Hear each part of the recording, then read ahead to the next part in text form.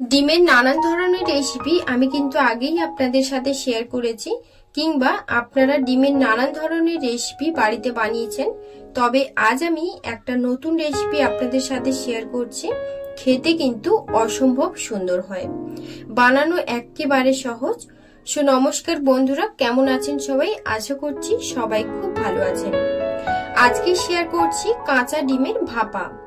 প্রথম থেকে শেষ অবধি ভিডিওটা দেখতে থাকুন, আশা করব খুব ভালো লাগবে। আর তার আগে বলে রাখি, মলি কিচেন চ্যানেলটিকে এখনো যারা যারা সাবস্ক্রাইব করেননি, এখনই সাবস্ক্রাইব করে রাখার জন্য আপনাদের কাছে অনুরোধ রইল। তাহলে চলুন কিভাবে বানাই একবার দেখে নিই। কাঁচা ডিমের ভাপার জন্য একটা মশলা বানাবো। তার জন্য প্রথমে একটা মিক্সার নিয়েছি। মিক্সারের মধ্যে 2 চামচ সাদা সর্ষে, কয়েক দানা কাজু আর দিয়ে দেব 2 চামচ পোস্ত।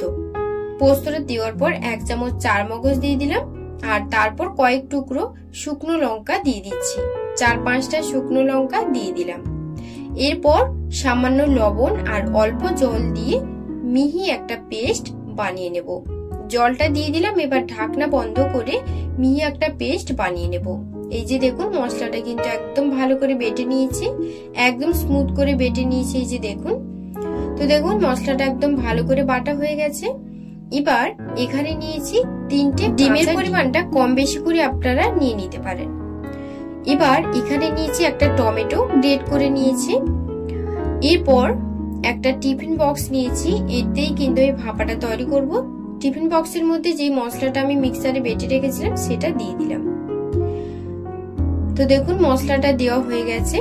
এখন আমি দিয়ে দেব স্বাদ মতো লবণ, হলুদের গুঁড়ো, পরিমাণ অনুযায়ী হলুদের গুঁড়ো দিয়ে দিলাম, আর দিয়ে দিচ্ছি যে টমেটো গ্রেট করে রেখেছিলাম সেই টমেটোটা আমি দিয়ে দিলাম, আর 1 চামচ পরিমাণে জিরে গুঁড়ো আর বেশ কিছুটা পরিমাণে সর্ষের তেল দিয়ে দিলাম।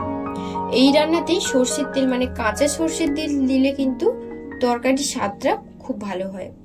তো সর্ষের তেলটা দেওয়ার পর সবকিছু একসাথে খুব ভালো করে মিশিয়ে নিচ্ছি। তো দেখুন সবকিছু খুব ভালো করে মিশিয়ে নিচ্ছি। সবকিছু খুব ভালো করে মিশিয়ে নেওয়ার পর মিক্সার ধোয়া জলটা একটু দিয়ে দেব। এখানে কিন্তু আমি আর কোন রকম জল অ্যাড করব না, এই মিক্সার দেওয়ার জলটাই কিন্তু দিয়ে খুব ভালো করে মিশিয়ে নেব। তো দেখুন খুব ভালো করে মিশিয়ে নিয়েছি। এবার আমি একটা ডিম নিয়েছি। তো দেখুন আমি ডিমটাকে মশলার মধ্যে দিয়ে দিচ্ছি। একদম কাঁচা ডিমই কিন্তু দেখুন দিয়ে দিলাম। এইভাবে কিন্তু আরো 2টো ডিম আছে, সেই 2টো ডিমও আমি এর মধ্যে দিয়ে দেব। তো দেখুন পরপর করে কিন্তু আমি সব ডিমগুলো একেবারে দিয়ে দিচ্ছি। এইভাবে একবার করে খেয়ে দেখবেন, ভীষণ সুন্দর হয়। যেভাবে কিন্তু ডিম সেদ্ধ করা হয় ঠিক সেইভাবে ডিম সেদ্ধর মতো লাগবে, খেতেও দেখতে ঠিক সেরকম লাগবে, কিন্তু খেতে দুর্দান্ত লাগে। তো দেখুন সব ডিমটা আমার দেওয়া হয়ে গেছে। এখন আমি ওপর দিয়ে একটু সর্ষের তেল আর দিয়ে দেব কয়েকটা চেরা কাঁচা লঙ্কা। পাকা আর কাঁচা লঙ্কা দুটোই আমি কিন্তু নিয়েছি, এখানে দিয়ে দেব।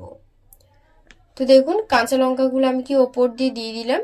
দেওয়ার পর আর 1 চিমটি আমি দিয়ে দেব গরম মশলার গুঁড়ো, ওপর দিয়ে একটু দিয়ে দিলাম। এটা দেখতে ভালো লাগবে আর খেতেও কিন্তু ভালো লাগবে। তো গরম মশলাটা আমি দিয়ে দিলাম। দেওয়ার পর আমি এখানে দিয়ে দেব একটা মিডিয়াম সাইজের কুচিয়ে রাখা পেঁয়াজ, একদম চপ করে রেখেছিলাম, ওপর দিয়ে দিলাম। আপনারা চাইলে নাও দিতে পারেন। তো দেখুন সবকিছু দেওয়া হয়ে গেছে, দেখতে কিন্তু ভীষণ সুন্দর লেগেছে। তো সবকিছু দেওয়া হয়ে গেলে ওপর দিয়ে একটু ঝালের জন্য লঙ্কাটাও দিয়ে দিলাম, মানে লঙ্কা গুঁড়ো। এটা আপনারা স্কিপ করতে পারেন, দেখতে ভালো লাগার জন্য আমি দিলাম। এবার ঢাকনা বন্ধ করে আমি এখানে প্যানে বেশ কিছুটা পরিমাণ জল দিয়ে বেশ আগে থেকে গরম করে নিয়েছি। এখন আমি যেই মানে টিফিন বক্সটা ওপর দিয়ে বসিয়ে দেব। দেওয়ার পর একটু ঢাকনা বন্ধ করে আমি 20 থেকে 25 মিনিটের জন্য একদম হাই ফ্লেমে, মানে মিডিয়াম টু হাই ফ্লেমে রেখে দেব। তো 25 থেকে 30 মিনিটের মতো রেখেছিলাম। তারপর আমি ঢাকনাটা খুলে নিয়েছি, আর দেখুন জলটা কিন্তু অনেকটাই শুকিয়ে গেছে।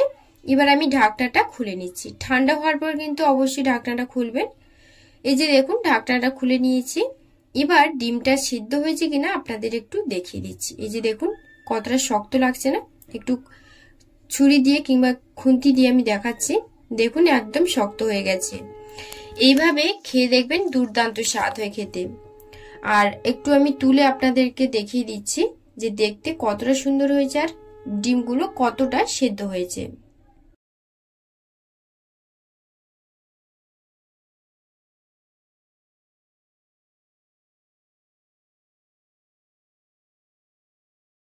যে পরিমাণ জল এখানে দিয়েছিলাম জলটা কিন্তু একেবারে শুকিয়ে গেছে।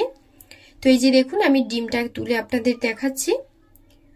এই যে দেখুন ডিমগুলো কিন্তু একদম ভালোভাবে সেদ্ধ হয়ে গেছে আর একদম কিন্তু গোল শেপ হয়ে ভালোভাবে সেদ্ধ হয়েছে। এই ডিমটা কিন্তু দুর্দান্ত স্বাদ হয় খেতে। আপনারা একবার অবশ্যই বাড়িতে বানিয়ে দেখবেন, খেতে কিন্তু খুব ভালো হয়। আজকের রেসিপি আপনাদের কাছে কেমন লাগলো আমাকে কমেন্টে জানাতে কিন্তু একদমই ভুলবেন না, এবং বাড়িতে যদি বানিয়ে থাকেন সেটাও কিন্তু অবশ্যই কমেন্টে জানাবেন। এবং রেসিপি যদি ভালো লেগে থাকে তাহলে লাইক ও শেয়ার করে রাখবেন, এবং পরবর্তী ভিডিওগুলো সবার আগে দেখার জন্য চ্যানেলটিকে সাবস্ক্রাইব করে রাখবেন। প্রথম থেকে শেষ অবধি ভিডিওটা দেখার জন্য আপনাকে অসংখ্য ধন্যবাদ। সবাই ভালো থাকবেন, সুস্থ থাকবেন। সবাইকে ধন্যবাদ জানিয়ে আজকের ভিডিওটি এই পর্যন্ত। আবার আসবো পরবর্তী নতুন একটা ভিডিও নিয়ে। ধন্যবাদ।